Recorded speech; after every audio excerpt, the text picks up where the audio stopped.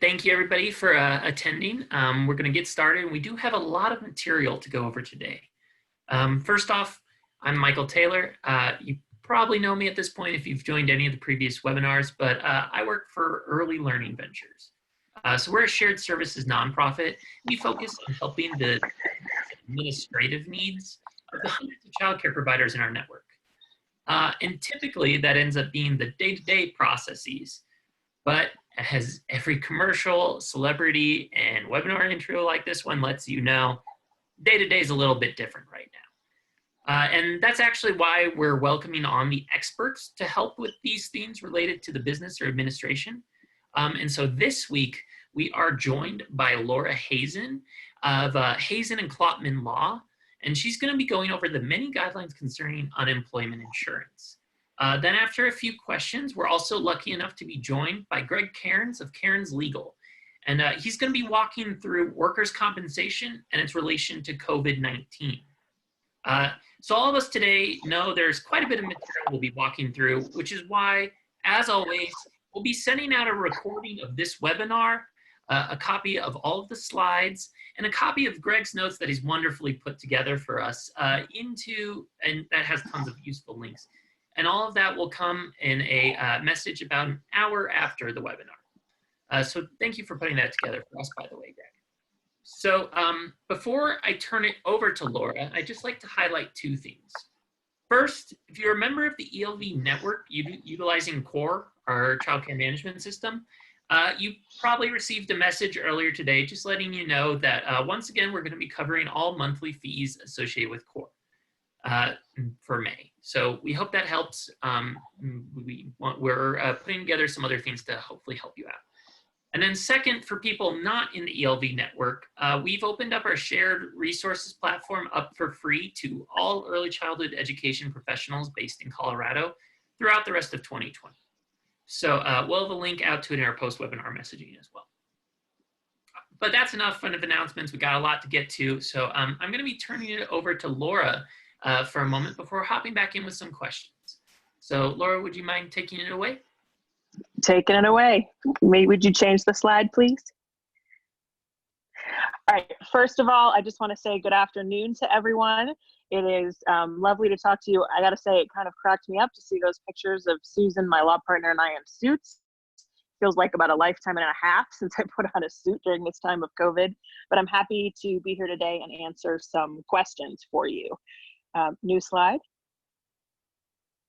So when thinking about unemployment compensation, and just for those of you who I don't know, I am providing this today to you in part because I've been a lawyer for about 25 years. I've been involved in civil litigation and employment law for that whole time. And then for about the last 15 years, I've been involved in a lot of childcare work. So I'm familiar with your industry. I'm not on the ground doing it now, although I have provided childcare in the past, in past lives. But so hopefully I can bring to this presentation the experience that I had personally, as well as the experience of my clients.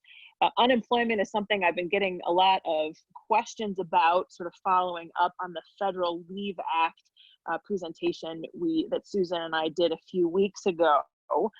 Before we get into this, let's think a little bit about the reasons why folks are coming to me and talking about separations. When an employee comes to you, I recommend that you kind of go through about a 6-point analysis. If they're coming and saying, I feel uncomfortable and I can't work anymore, I think it's important to kind of run down a chain of questions. The first one is, can the employees telework?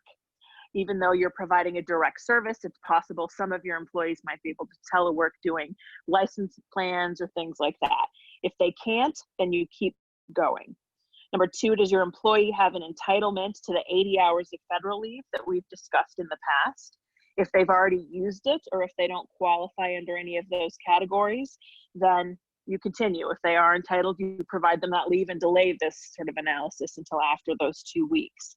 Then you ask yourself, does this employee have an entitlement to the additional 10 weeks of care leave? Or, does this person need childcare?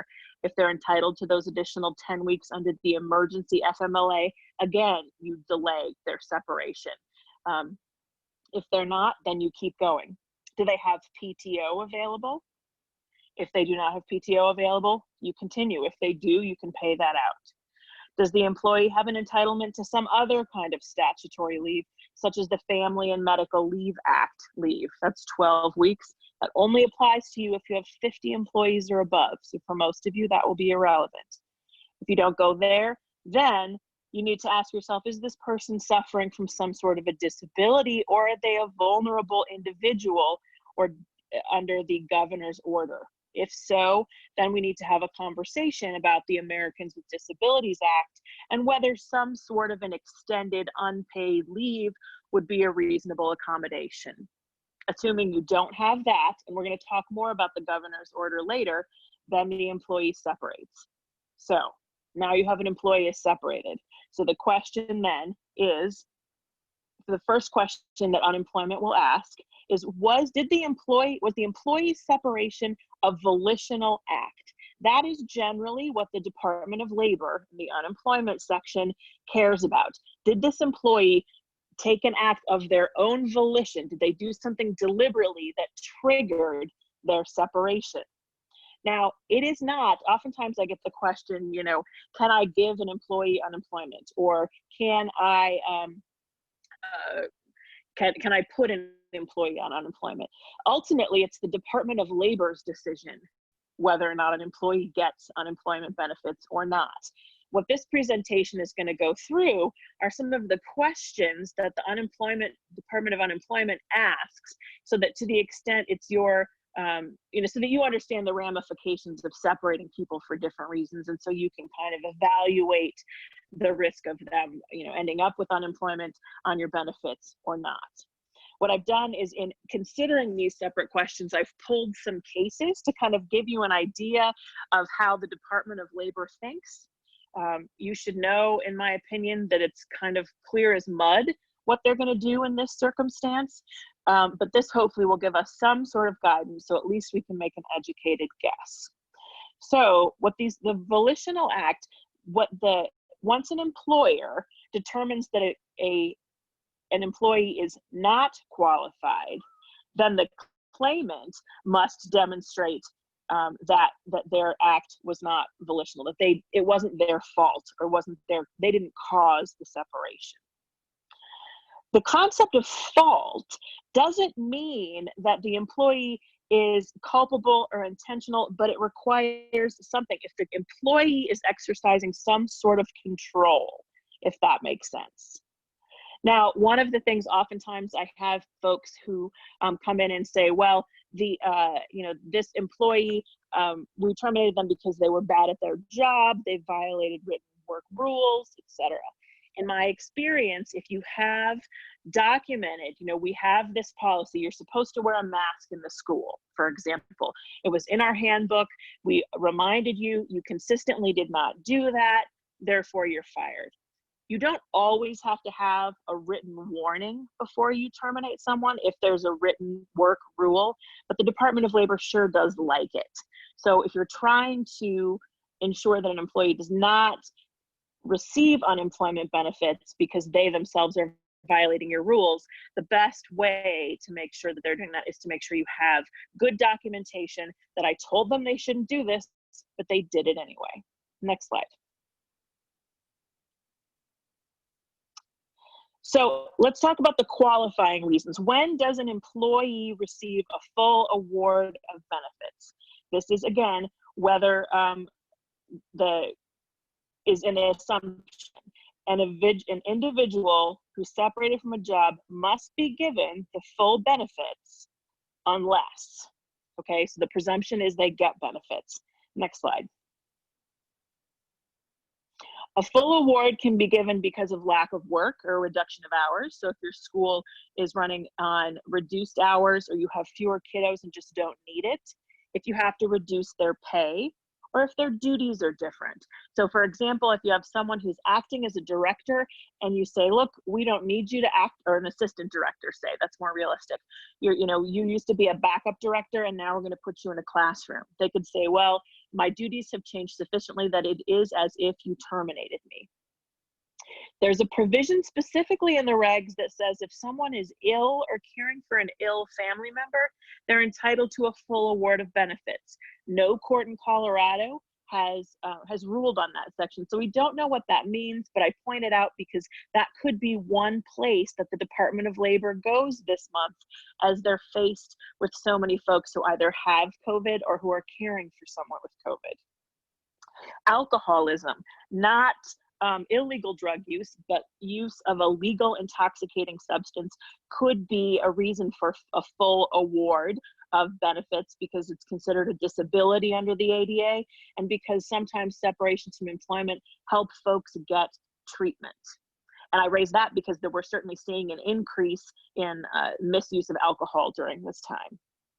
If you say to someone, quit or you're fired, that is essentially, even if they say I quit, that does not relieve the policy of the burden of paying for unemployment benefits because there really was no choice. Just because the person said I resigned, essentially they were terminated and it was your decision as the employer to separate. If an employer breaches an agreement, so you say you will not be required to work with folks who actively have COVID, and in fact, then you require someone to do that, that could be considered a breach of an agreement by an employer. You get a full award if someone is just bad at their job. If it turns out they just, they had the qualifications, but they're just not very good at it. They don't have the skills they need. They will receive unemployment. And that's one of the places I get a lot of pushback from my providers because it doesn't feel right. If someone's bad at their job, it feels like the onus should be on them to learn those skills, but not always with the Department of Labor. Or if an employee is harassed or if they're directed to break a law. I look at this here where that could come up is if you say to an employee, you must come in, excuse me, when in fact there's some reason that they do not have to come in. So you say, look, you have to provide care to this room full of 15 children, even though CDPHE is telling us that group sizes should be capped at 10. And they say, I'm sorry, I'm not doing that. I feel like I'm at risk. Then they might be able to receive unemployment benefits and get the full award. Next slide. Now, this is one I wrote out in its entirety. Feel free not to read it right now. Basically talks about hazardous working conditions. So here, I think if an employee says these people did not follow their own sanitization protocols, they did not wear masks as they were directed, and they required, they allowed parents and children to come in without having their temperature taken, things like that, they could say that those working conditions were unsatisfactory or hazardous, and therefore they'd be entitled to a full award. Next slide. Here are some examples of cases where someone was granted a full award when they had dissatisfaction of their working conditions. Let's see. For the second one is an example because the employee said, I was dissatisfied by my working conditions, but the Department of Unemployment found that was not true, that the employer had provided perfectly satisfactory working conditions, and the real reason was a personality conflict. So I raised that to say that even though an employee alleges one of these particular qualifying reasons to entitle them to a full award, it's no guarantee that they would be granted that. Next. Unable to perform the work. So here we go. The case in the middle is one that particularly is of interest to me. If you have an employee who has a condition that prevents them from doing the work, they're unable to get out of bed, that they physically can't do this because of their health issues, those things could result in an award, a full award. I raise this for folks who are, even if they're not considered vulnerable individuals, they may have other issues. This is a classic example to me as a pregnant employee. You have an employee who's pregnant, they're struggling to lift babies in order to do their job. If they apply and say, look, I used to be able to lift up to 20 pounds, but now my doctor says I can't and I can't, and they quit, not that you fired them, but they quit, they still may be able to get unemployment benefits because they because they're unable to perform the work. So this expands kind of the traditional notion of disability and includes just anyone who is unable to do the work. Next slide. Health, this is another one. Here we're talking about why an employee, how can I say this? So we're talking about if an employee has a health issue and they quit and they apply for unemployment benefits, will they be granted those benefits? And here the question becomes, what was the true motivating factor? What was the true motivating factor? Was it the employee's health, or was it another reason? There's an example with the Frontier case that involves pregnant flight attendants. They were unable to do their work, but the Frontier required them not to come in. So I use this as kind of a caution for those of you who might be tempted to take folks who are in high risk categories and not allow them the ability to stay home, but in fact to mandate them staying home. If you mandate that a pregnant woman stay home because she's at additional risk, she will be entitled to unemployment benefits. Conversely, the Cole case is a case in which the hearing officers found that while her health problems and the health problems of her children contributed to the employee's decision to quit, truly the employee could have worked, and therefore the employee's resignation was considered voluntary and not volitional. So I use these as sort of examples of how something that might seem to fall directly into one of these categories may be interpreted differently by a judge. Like I said at the beginning, clear as mud. Next slide.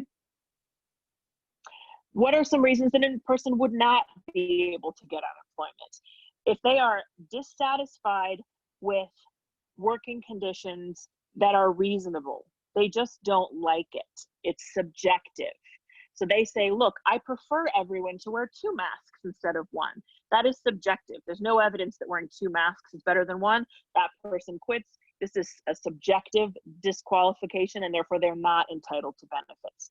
You provide them reasonable supervision. You say, look, I really need you to disinfect the toys on X schedule. And an employee says, no, I don't think that's necessary. That supervision is reasonable. That employee should not be entitled to benefits. If someone is using drugs or alcohol off the job, but they're coming into work hungover or still under the influence, that's a reason to separate. Or if they're using any drugs on site, it should be a no-brainer. At the same time, it comes up more often than you think. If someone is being rude or insolent or insubordinate or offensive, that's unreasonable. And that who is a reasonable person? We kind of just have to use common sense there. If someone is behaving like a big pain in your neck and you just can't handle it anymore, argue that they were rude, insolent, or offensive and you just couldn't handle it anymore. They weren't speaking to you about the terms and conditions of their employment, saying, look, we really should get paid more during this time. That's probably a fine thing to raise. But if they go beyond and on start using name calling and other juvenile kinds of inappropriate behavior, then that would be a disqualifying reason. Next slide. A violation of a written work rule, we talked about that. If it could seriously cause damage to your interests, like failing to follow sanitization procedures. If they refuse without reasonable cause to work a shorter shift, or instead of 8 to 1, working 1 to 6, if they refuse to transfer to a different classroom, and that's a reasonable request, that's a reasonable thing for you to ask them, that could be disqualifying. Now, these rules may seem in contrast to the earlier rules that talked about a change in job duties. So you would argue this, the employee would argue that it was a change in job duties, and it would be up to the Department of Labor to determine whether or not benefits would be awarded. Important, I think, is the failure to return to work after an approved leave. If someone is gone for the 2 weeks and they fail to return and they don't have any good reason for not returning, then effectively they've quit, right? If it doesn't fall in, if they don't have another reason to stay home or any other leave available along the lines of what we discussed, and they're not a vulnerable individual, then that would be considered separation. What I just said is incredibly nuanced, so make sure you talk to your lawyer before you terminate someone in this circumstance, but it's not an outrageous expectation to assume people will come back to work. Next slide.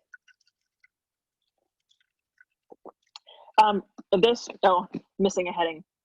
There's some conversation about job attached separations versus the work share program, and that's the heading that's different.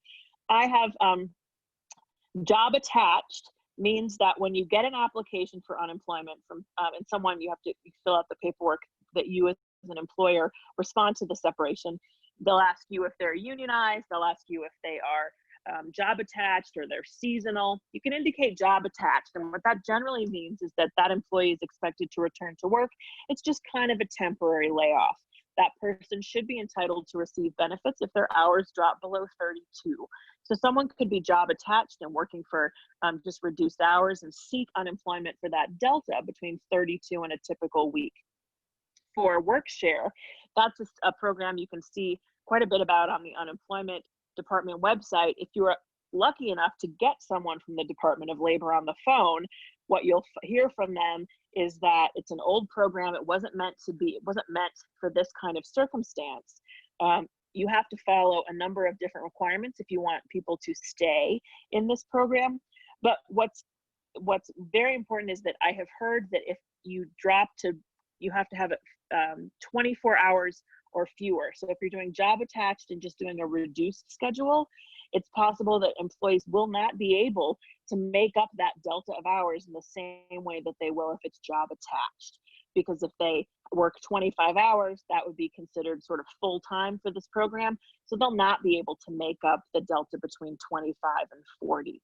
So I would just say, before you consider signing up for a work share program, that you make sure that you understand the full terms. I say that understanding full well that the website is about as clear as mud, and it's certainly difficult to understand because it's not something that has been used. Like I said, I only have one client who's provided me any feedback on their experience with that program. Next slide. Updates on the Department of Labor unemployment website. You are allowed now, under the CARES Act, employees receive $600 a week in addition to traditional unemployment, and they may be able to apply for unemployment benefits if they've already used up their number of weeks, if they're asking for additional weeks.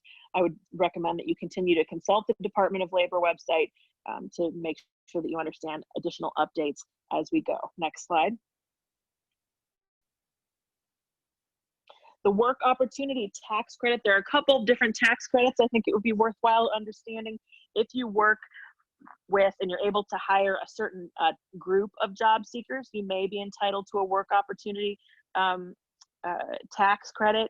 This is fairly unique, so I just want to make sure that you folks are aware of this if it applies. Next slide. To answer the question that just came through, the $600 extra is currently scheduled through July 31st. We don't know anything about that beyond. Same, this is a very new one, the employee retention tax credit. This is very new. I don't know anything other than just what's on the website, but it does appear that under the CARES Act that passed on the 26th, that there's another businesses and tax exempt organization that allows an additional tax credit for employees per quarter. It seems like this may be their way of providing some additional PPP in future quarters, just not paid up front. So this is sort of, you're getting the tax credit when you file your taxes as opposed to taking it out of your payroll taxes as you pay them. So I would make sure you're in communication with your accountants and confirming whether if you're entitled to this credit. Next slide. I just want to talk a couple more things. I'm almost up with my time. If you need to reduce your hours for your workers temporarily, again, can they file for unemployment benefits? Yes, they can file for unemployment if it goes below 32. And I put this in there because it says if the reason for the reduction is the result of COVID-19, then the benefits will not be charged to your account. That is something that was news to me. This came from the Department of Labor's website. So it's possible that if it's because of COVID, it will have no impact on your benefits. Next slide. I just want to talk about the PTO. People can read this slide. Next slide. Okay, the PUA and the PEUC. So if you are a gig worker or you're self-employed, meaning that you are employed by your own organization, or again, if you've exhausted your unemployment benefits, you should apply for PUA. Now, next slide. So what this means, you go onto the website, and this is a state website, and it's based on your income in 2018 and 2019. Now, some of you may pay yourself as employees. Some of you may contribute to unemployment. Some of you may not. All of these things may help you, or if you're a nonprofit or a religious organization, you choose not to apply or pay for unemployment, you may be able to apply through this. So instead of doing W-2s, you're sending in your 1040s, right? So you're sending your entire tax forms, which means they're reaching out to gather more income than would just be recorded on W-2s as traditional employee benefits. And you should receive, you could receive up to 39 weeks. You are entitled to the additional $600 of federal pandemic relief, and they're awarding that retroactively. And that's something that they do not usually do. So even if you did not apply before, apply now. If you have been, quote, unemployed by your own organization, I see no reason not to apply. So you might as well do that. Now, if you've since gotten PPP and you're going to pay yourself a salary with that, that would reduce the amount of unemployment you're getting. But at this point, given how long it's taking for unemployment payments to come through, I say apply. So here, the maximum weekly benefit is from between $223 and $618, plus the $600, which means that you could get as much as $1,200 a week. That's a lot. Next slide. These are other folks who are entitled to these different kinds of compensation. If you apply for one, if you apply for PUA, or if you apply for PEUA, and it turns out you're eligible for the other, they will send you over to the other form. So don't worry too much about that. Next slide. Governor Polis, what I want to say about this one is make sure that you understand, or you're taking into account, the role that the vulnerable individuals definition in Governor Polis's order, which is in place through May 26th, I think, May 28th. It says that if folks fall into one of these categories, and they should be allowed to stay home. And if you look elsewhere in the order, it says that you need to provide a reasonable accommodation, which is where you go into that Americans with Disabilities Act analysis, as you would if someone had cancer, if someone were pregnant, something like that, and determine what is a reasonable accommodation.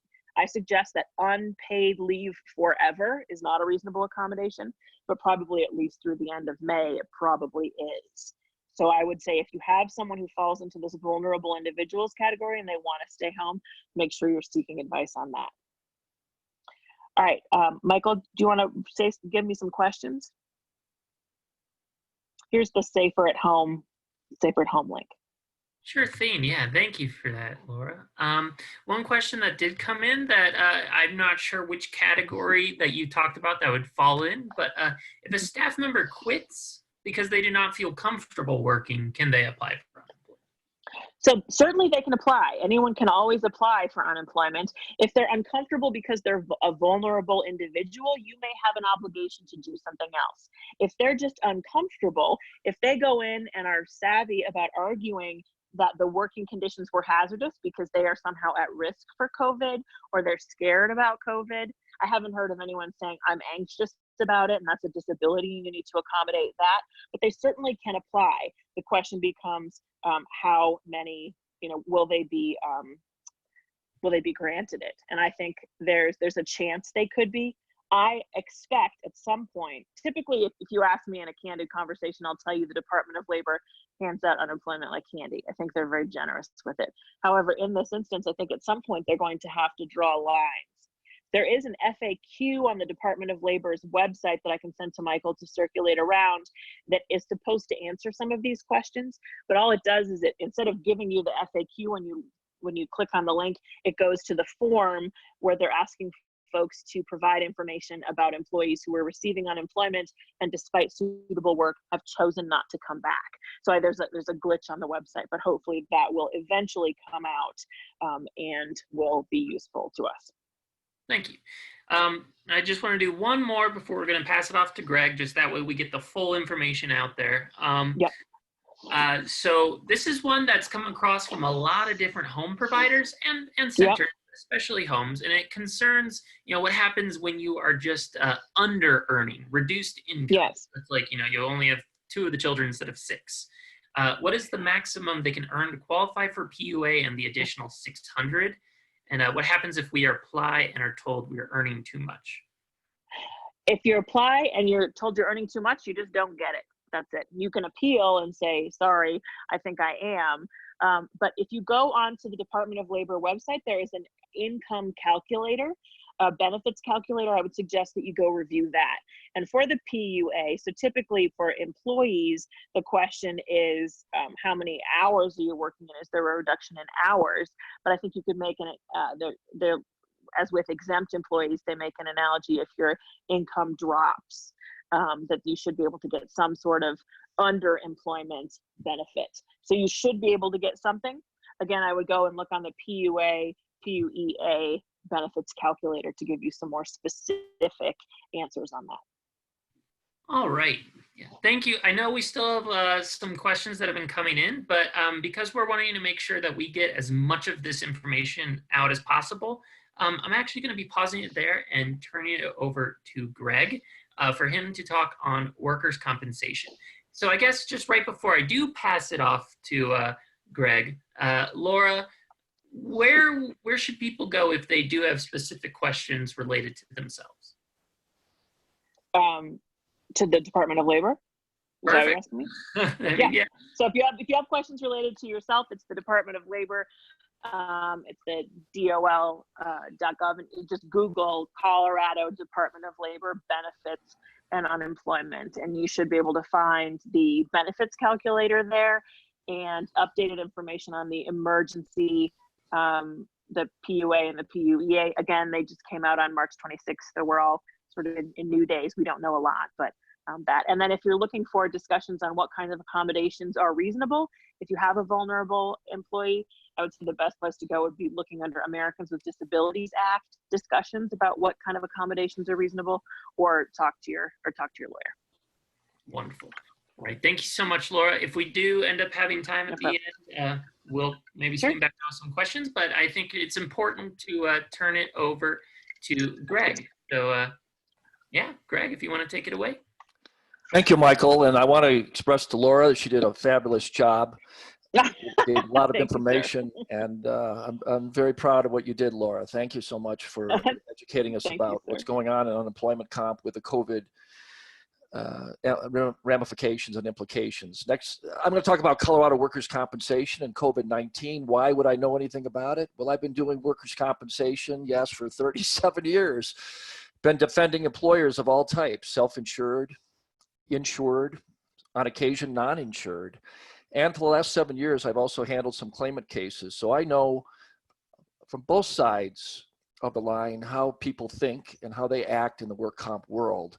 If you want to know more information about workers' compensation, check out my website at www.cairnslegal.com. You'll see a very comprehensive glossary of terms that expresses in plain English what these terminology is, what that your insurance carrier is talking about, or your perhaps employee is talking about. And I'm blogging now regularly on workers' compensation and COVID, including my concept called the FEMA Buddy. We'll talk about that briefly at the very end. You can reach me at that information there. I am from the state of Wisconsin, and I'm watching carefully what they're doing, as well as Colorado. So delighted to be with you this afternoon. I hope you're all well and safe wherever you are. Next slide, please. A basic principle in Colorado workers' compensation is that it is a no-fault system. That is stupid, unsafe, silly, negligent employees still get workers' compensation. There's 3 important exceptions to that rule, and they do relate to unemployment compensation. One exception, and it results in a reduction of their non-medical benefits by 50%. 50% of their indemnity benefits can be held back as a lesson to them, is when an employee willfully fails to follow a safety rule provided by the employer. Case law tells us that you have to communicate that rule, you have to enforce it uniformly, and you have to attach consequences, negative consequences for failing to follow that rule. So that dovetails nicely with what you want to do to make sure that unsafe employees who get terminated are not getting unemployment compensation benefits. The second exception to the rule, that it's a no-fault system, and again, where you can be penalized 50% of your indemnity benefits, is when you willfully fail to use a safety device provided by the employer. Note that it has to be provided by the employer. If you willfully don't wear that mask, if you willfully do not wear protective equipment provided by your employer, and that rule is, again, uniformly enforced, consequences are clearly communicated, your insurance company's defense attorney can ask for a 50% reduction of benefits. And that's an important lesson to your workplace, that you have to follow the rules. The third exception of the rule is intoxication. And intoxication is the subject of another seminar completely, but basically if you have 0.10 alcohol in your system at the time you're at work, you're presumed to be intoxicated, and that the injury is presumed to be causally related to your intoxication. It is a rebuttable presumption. Similarly, and this dovetails very nicely with the unemployment compensation rules, if you have the presence during working hours of a non-prescribed controlled substance in your system, then it is also presumed that your accident was caused by your drug intoxication. So make sure you have good rules in that respect. Make sure that you're letting your insurance company know about any potential infractions so they can investigate and determine whether they're going to take those safety rule violations. Next slide, please. Importantly, for those of you who are owners of companies, and I believe most of you are, you may be worried when you heard that in Illinois, there's a wrongful death case that's been lodged over there, and you're worried, well, gee, can my employees sue me for having an unsafe workplace? Well, you would never have an unsafe workplace because you're all good planners, but that doesn't stop someone from trying to sue you, I suppose, except in Colorado, they wouldn't get very far. They wouldn't find an attorney, because in Colorado, workers' compensation, generally speaking, is an exclusive remedy, which means you can't go to district court to sue an employer for having an unsafe workplace. There are some exceptions to the rule that workers' compensation is an exclusive remedy, i.e. violation of Title VII, a civil rights action, or perhaps an attack by a supervisor on someone. But generally speaking, you can rest assured that even if you don't have a safe workplace, which you will, you can't be sued in district court. That's why there's a big red X with a jury. They don't get a jury, can't sue you in district court. Next slide. Here are the benefits available. You can read them in more detail as you wish. If you do qualify for workers' compensation because of a COVID-19 injury that you proved, you can get temporary total disability or temporary partial disability, which are wage substitutes, and they're 2/3 of the average weekly wage. They continue until maximum medical improvement, or till you're released to return to work, or you do return to work, or you die. Hopefully you don't die, and that's not the basis for the ending of temporary benefits. Medical benefits comprise 60 to 65% of the workers' compensation dollar.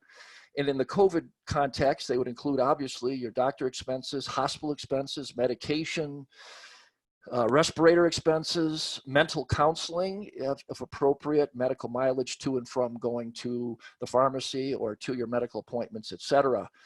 Medical benefits can be lifetime. Permanent partial impairment is a type of permanent benefit.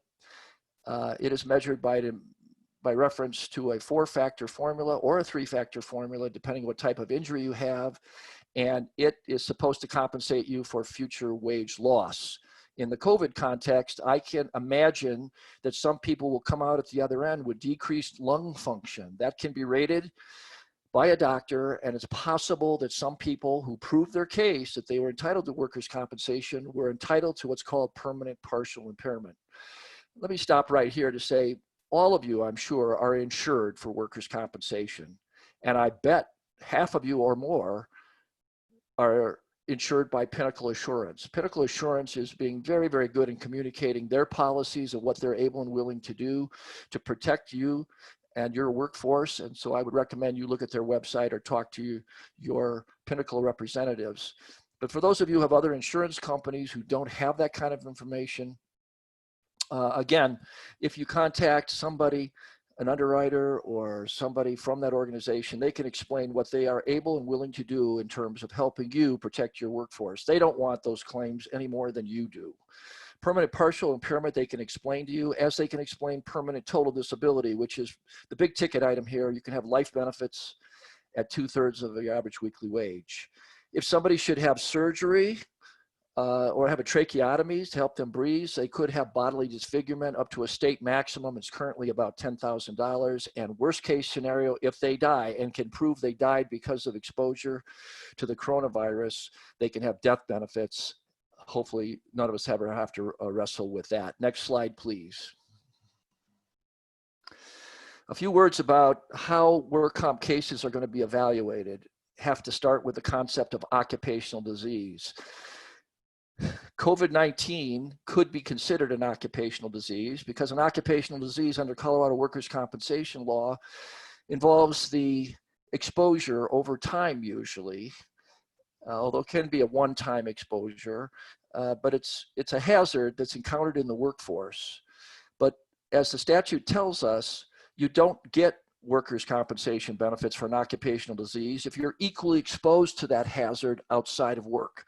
We'll come back to that concept when we talk about viral load and viral dosage. Who pays for a COVID-19 injury? Well, the last employer or insurer who was liable at the time of the last injurious exposure with substantial permanent impairment is the one that gets tagged for all the benefits. So the concept of incubation period, which we'll talk about in a moment, is very important to decide who that employer potentially is. And the other question that pertains to occupational disease, perhaps is on the next slide, is there the possibility that concurrent employers could wind up splitting 50-50 or by some other apportionment liability for workers' compensation? That remains to be seen. Some of you may have workers that work another job to make ends meet, and they may be equally exposed to the novel coronavirus over there. Your insurance carrier representative is going to investigate and defend as necessary, claiming it's the other employer where they were likely to have been exposed, we shouldn't have to pay for it. So here are those concepts I want you to think about that are important. And they're medical concepts, but they're now going to be legal concepts. And one of them is incubation period. And we know from the data, at least as of the last week, is that on the average, between time of exposure and the emergence of symptoms, there's about 5 days of lag time or incubation period. It can be as short as 2 days. It can be as long as almost 12 days. But on the average, most people manifest symptoms within 5 days of exposure. Well, this is an important concept to determine, well, who's liable for this particular injury? If they haven't worked for you for the last 4 weeks, probably not likely. Let's say they come back for 1 day and then they don't work again. 5 days later, they have it. They may have some difficulties proving it depending on the next concept, next slide, and that's called the viral load concept. Next slide, please. Viral load is a medical concept that basically everyone's bandying about now. It's how much of that the coronavirus is in your system. And those who've had that swab test in the nose, they're trying to determine whether you have any of it in there. The average swab, and by the way, I had it done the other day, and I'm happy to tell you I proved negative. That viral swab isn't going to tell you whether you have massive load or whether you have minor load. It's simply going to detect whether you have any of the novel coronavirus in your system. But knowing that is going to be helpful for making decisions. Viral load should be differentiated from the concept of viral dose. Viral dose means that there's enough of the junk in your system, enough of the infection in your system to cause you to have the disease. So by definition, you've had a viral dose if you have coronavirus 19. Next slide, please. Here are the several critical questions that I believe claimant attorneys are going to be asking potential clients during screening. And I think these questions will be instructive to you about how your insurance company representatives are going to be analyzing cases. So the next slide tells us the first question that a claimant attorney is going to ask. Next slide, please. Claimant, are you an essential paid worker as opposed to volunteer? Or are you required by your employer to show up for work? So claimant attorneys are business people, and they're not going to take volunteer cases, and they're not going to take people that aren't regularly coming to work or not at work, et cetera, because obviously it's going to be very difficult to prove that they were exposed. Next slide. The next question is, have you been exposed regularly to known COVID-19 patients as part of your job within the last 4 weeks? Remember what I said, to demonstrate you have an occupational disease, you have to be able to prove that you were not equally exposed outside of work. And when trying to prove that, and you probably, as a claimant, are going to have in your corner an infectious disease specialist or an epidemiologist, you're going to have to show that the viral load you had as part of your job working with children was much greater than what you had traveling to and from work or at home. So that's the question that's going to be asked is, were you exposed regularly to known COVID-19 patients? Now, as everybody knows, there's a federal law called HIPAA. And I would suggest to you that people are going to use HIPAA as a shield to reveal to you, the employer, or to the insurance company, whether in fact they have COVID-19. But if it is known that your kind of job has a number of COVID-19 cases, just like nursing homes or whatnot, then it might be an easier burden to prove that that particular worker was exposed regularly to COVID-19 patients. Next slide, please. This slide and this question goes to the issue of whether your employee is following your safety rules and using the PPE that you've provided to them. I think the claimant attorney looking at this case is going to say, well, if you were a maverick and didn't follow the rules, it's likely the insurance company, after they deny the case, if they eventually admit for it or they're found to be liable for it, they're going to ask for a 50% reduction of your benefits because you didn't follow the procedures. You didn't wash your hands regularly. You didn't wear that mask.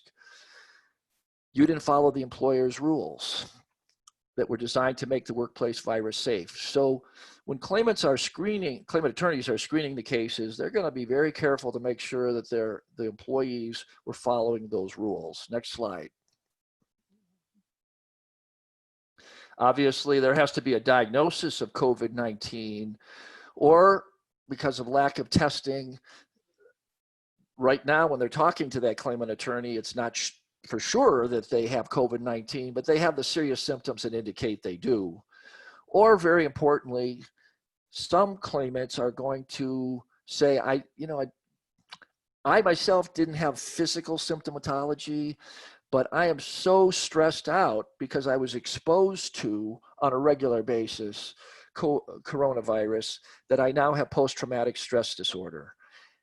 Those kind of claims are going to be more common, I would think, in the hospitals, police officers, fire persons, et cetera, the first responders, than they are going to be in your early learning centers. However, be aware that some people are going to flip out because of this pandemic and do some strange things, including filing claims saying that they are victims of this pandemic and they have what's called PTSD. Next slide.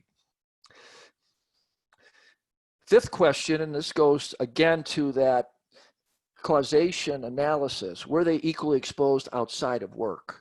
And this is where insurance companies are going to start when they're taking those interviews. Or were you the employer, if you don't want to have a lot of claims, you could help the insurance companies in the investigation by asking all along, certainly after the claim is filed, have you been careful at home and traveling to and from home, or while seeking groceries, medicines, or other essential products and services to avoid contact with infected members of the public?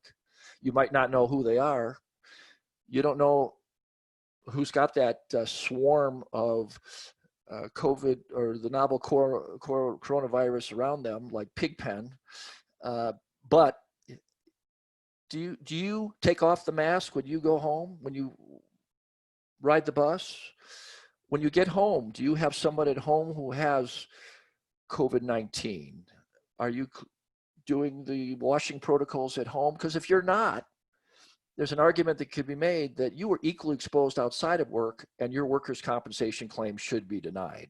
Next slide, please. This is the damages question that the claimant attorney is going to be asking, and so will the insurance company. Well, really, are you damaged? Have you been released from work? Are you losing pay? Have you been taken off work by the doctor because of your illness or the employer's suspicions that you do have COVID-19? Or do you have unpaid medical bills you want the insurance carrier to pay? Or do you need medical or psychological care because you're freaked out by all this? Or tragically, did someone in your family decease because of exposure to the novel coronavirus? That's where claimant attorneys are going to be centering a lot of their questions, because they want to know whether it's going to be worth their time. And quite frankly, a lot of claimant attorneys aren't going to be taking these cases because they're going to be difficult to prove, and because fortunately most of us who get the COVID-19 are going to recover without permanent impairment. We may have the medical bills, but the problems of proof are not going to warrant the claimant attorney taking the case, because it's going to be difficult for them to get paid. Next slide. And importantly, the claimant attorney is going to be looking at, wow, are the insurance companies at risk here? Are they going to be fighting this tooth and nail? And I'm here to tell you, as an old war dog defense attorney, even Pinnacle, while Pinnacle might be willing to pay for COVID-19 testing, for coronavirus testing, and they have announced that they're willing to do that with your employees, they're going to not deny these claims, no matter how obvious it is that the person was exposed to the coronavirus in the workplace. They're going to deny them pending investigation, and that means litigation, and that means time lost for you, the owner, as you answer all the questions for your insurance company. You may be asked to go to court and testify. It's going to be a hassle, but otherwise, the insurance carriers of the world, if they fold and quickly give benefits as easily as apparently Laura said, as unemployment compensation referees. I'm jaded though, remember, I'm jaded. Work comp is not giving away candy. It's a litigation system. There's going to be hard fights by the insurance companies. So be aware of that. And we want that, because if there's a lot of payouts by work comp carriers, I don't think they're going to go broke, but your premiums are going to go up. So they're going to be watching these claims very, very carefully. Next slide. A couple case examples, I'll go through them quickly. The teacher next to me was coughing, and I heard through the grapevine that he has COVID-19. I already mentioned it. There's some HIPAA shields that infected people are going to put up and say, I'm not going to become a witness for you in your workers' compensation claim. I'm never going to admit that I had it, and you can't get my records because they're protected. So there's going to be problems of proof. You're going to have to, as a work comp claimant, you're going to have to be able to demonstrate that your workplace has a fair number of COVID-19 cases. Next example. I would remind everybody that contract workers under the Colorado Workers' Compensation System, when it comes to Colorado workers' compensation, do not get workers' compensation benefits. If they're truly an independent contractor, and Pinnacle, by the way, has some great forms and great guidance as to who is an independent contractor and who is not. But if they're truly a contract worker, an independent contractor, they don't get workers' compensation. This particular slide really speaks to me because my son delivers for a food delivery service, and I reminded him that as an independent contractor, which apparently he is, he himself could go to Pinnacle or some other insurance company and get a coverage on himself, and he would be wise to do that. And any of you out there as business owners, if you have opted out of workers' compensation, I would urge you to rethink that, because it's a very inexpensive life insurance, health insurance policy, disability policy wrapped up in one. It's worth paying the premium, and I would urge you to think about that. Next example, next slide, please. And if you have people that are volunteering in your place of employment, if they're a true, stereotypically, if they're the true candy striper type of volunteer, you're not paying them anything, you're not reimbursing any of their expenses, you're not making any of the promises of employment. They're a true volunteer. They don't get workers' compensation benefits. But if you or they are deputized for a safety patrolling, search and rescue in the mountains, or by a fire, or if they're a volunteer fire department, they could get work comp benefits. And I would send you to that statutory citation, or citations actually, to look at what they do get. It's maximum benefits, by the way. Next slide, please. Just two more concepts. One is the concept, I've already mentioned it, so I won't go into detail. You can read this for yourself, as to whether our first responders are going to get some legislation coming up that makes it easier for them to prove their cases. As you know, a New York doctor committed suicide not too long because of post-traumatic stress disorder. There's some tough standards that first responders right now have to prove for them to get workers' compensation benefits. And while there's been some inroads into making it easier for them, there is silence on the subject of whether being overwhelmed in the face of a COVID-19 pandemic is enough to give a rebuttable presumption of coverage. You know, that's all I want to say about that. Before the next slide, please, which is the concept of FEMA Buddy. And I would direct you to go to my website where I have a blog on what this is. But FEMA is, of course, the Federal Emergency Agency, but I'm not talking about that. I'm talking about the acronym of FEMA. F-E-M-A stands for food, exercise, medication, and alcohol, which are really the four general categories that justify breaking your home stay, even for people like me who are in the vulnerable category. I recommend that you think about having a buddy when you do that personally, and buddying up, partnering in the workplace to have a fellow worker watching over another to make sure that they're wearing their PPE, that they're following your procedures, and they're monitoring whether they're showing signs of fever or other symptoms of the illness, so they can be reporting to you. So we're all vigilant and we're all protecting ourselves in the workplace. It's called the FEMA Buddy. Check out my website for more details. I think we're ready for questions, Michael. I believe so as well. A lot of the questions that have been coming in over the past couple minutes are largely concerning like situation-specific cases. So in the same way that that I asked Laura just for resources in general, where are some solid resources you would send people to for their case-specific situations? Once again, many of you are insured by Pinnacle, and I know that they have all kinds of materials that will tutor you about what their approach is and the questions you need to be asking and how you protect your workforce. And I assume that for those who have other insurance companies, you can do the same thing. First and foremost, since they have the duty to investigate, and they have the duty to defend, and they have the duty to pay, they don't want those claims any more than you do, and they're happy to help you keep your workforce safe. Beyond that, remember my website. I have some very accessible information there. And as Michael stated before, you can look at my outline, which was actually prepared for another presentation that I did an hour long. But it has some great hyperlinks for you to get resources there. And that's going to be shared after this presentation is over. Beyond that, Michael, I don't know if I'm out of line to say this. If people want to email me at with a limited question, or email you, that you can send me those questions at no charge. I'll be happy to answer them as long as it's a limited answer, doesn't require any research, etc. Yeah, thank you so much for that, Greg. That's a huge help.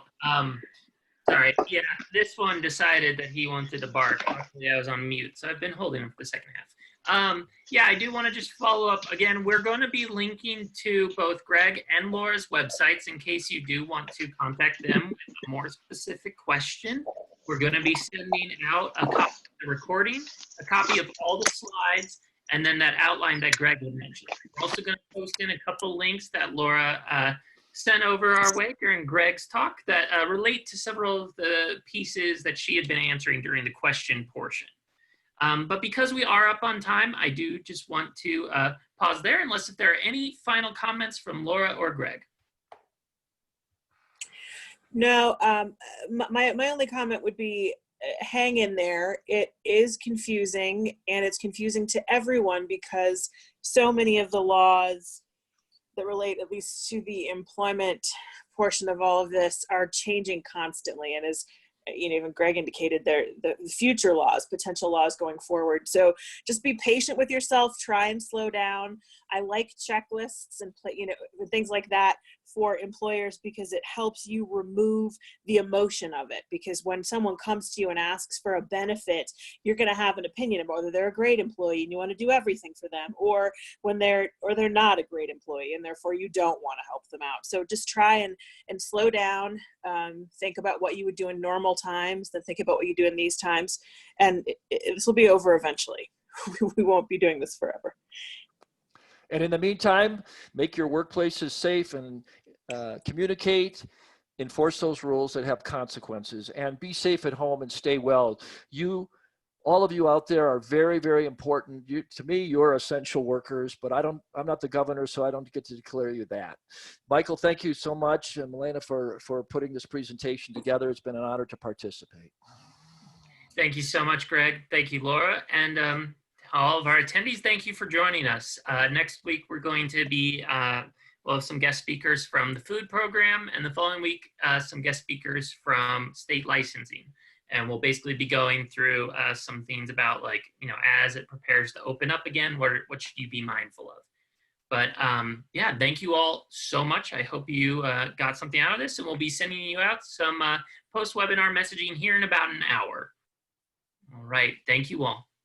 Thank you.